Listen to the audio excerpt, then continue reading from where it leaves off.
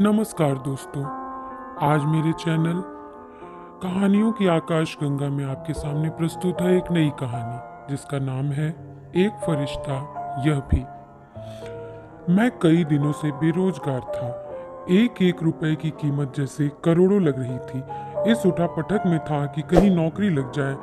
आज एक इंटरव्यू था, पर दूसरे शहर जाने के लिए जेब में सिर्फ 10 रुपए थे।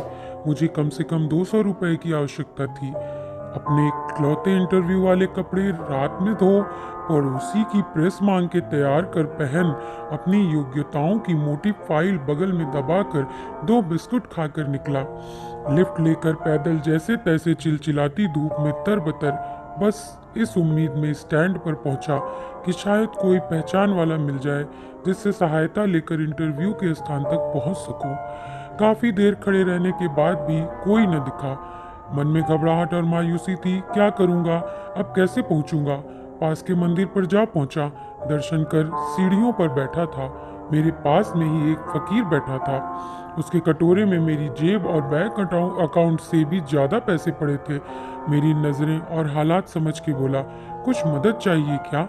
मैं बनावटी मुस्कुराहट के साथ बोला, आप क्या मदद करोगे? चाहो तो मेरे पूरे पैसे रख लो। वो मुस्कुराता हुआ बोला। मैं चौंक गया। उसे कैसे पता मेरी जरूरत? मैंने कहा, क्यों? शायद आपको जरूरत है, वो गंभीरता से बोला। हाँ है तो, पर तुम्हारा क्या, तुम तो दिन भर मांग के कमाते हो। मैंने उसका पक्ष रखते हुए कहा। वो बोला, वो हंसता हुआ बोला, मैं नहीं मांगता साहब, लोग डाल जाते हैं मेरे कटोरे में पुण्य कमाने के लिए। मैं तो फकीर हूँ, मुझे इनका कोई मोह नहीं।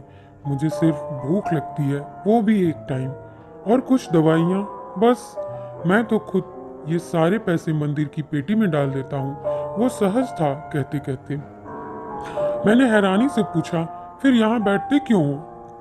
जरूरतमंदों की मदद करने, कहते हुए वो मंद मंद मुस्कुरा रहा था। मैं उसका मुंह देखता रह गया। उसने 200 रुपए मेरे हाथ पर रख दिए और बोला, जब हूँ तब लौटा देना। मैं उसका शुक्रिया जताता हुआ वहां से अपने गंतव्य तक पहुंचा। मेरा इंटरव्यू हुआ और सिलेक्शन भी। मैं खुशी खुशी वापस आया। सोचा उस फकीर को धन्यवाद दे दूं। मैं मंदिर पहुंचा। बाहर सीढ़ियों पर भीड़ लगी थी। मैं घुस के अंदर पहुंचा, देखा वहां वही फकीर मरा पड़ा था। मैं भौचक्का रह गया। मैंने दूसरों से पूछा, यह कैसे हुआ? पता चला वो किसी बीमारी से परेशान था, सिर्फ दवाइयों पर जिंदा था। आज उसके पास दवाइयां नहीं थीं और न उन्हें खरीदने के पैसे। मैं अवाक सा उस फकीर को देख रहा था। अपनी दवाइयों के पैसे वो मुझे दे गया, जिन पैसों पे उसकी जिंदगी का दारोमदार था। उन पैसों से मेरी जिंदगी बना दी थी। भीड़ में से कोई बोला, अच्छा हुआ मर गया, ये भिखारी भी साले बोझ होते हैं, कोई काम के नहीं। मेरी आंखें डबडबा आईं। वो भिखारी कहाँ था? वो तो मेरे लिए भगवान ही था, नेकी का फरिश्ता, मेरा भगवान।